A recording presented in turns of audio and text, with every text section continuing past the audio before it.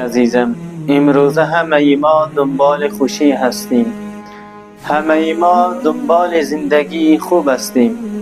همه ما فکر و ذهن و قدرت خود را به این صرف کردیم که یک زندگی خوب و خوشحال، یک زندگی آرام و آسوده داشته باشیم.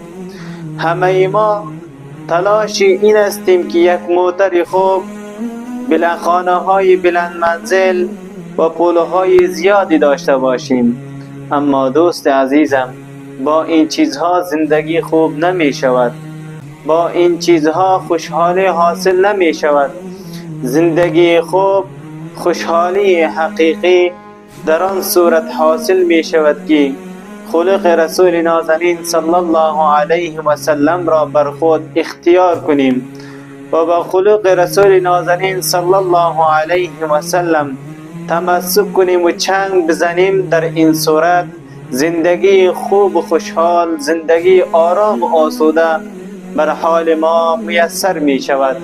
الله متعال در قرآن کریم می فرماید: لقد كان لكم في رسول الله اسوة حسنه. به تحقیق در رسول نازنین صلی الله علیه و سلم اسوه حسنه است.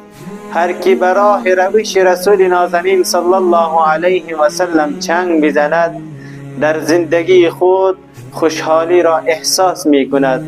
پس عزیز من، با موتر و با بیلدینگ خوشحالی حاصل نمی شده است، بلکه با اخلاق محمدی خوشحالی و زندگی خوب به دست ما می آمده است. پس بیا عزیز من، زندگی خود را یک زندگی پرشکوه، یک زندگی که در آن خوشحالی حقیقی باشد، آن را بر خود اختیار نماییم.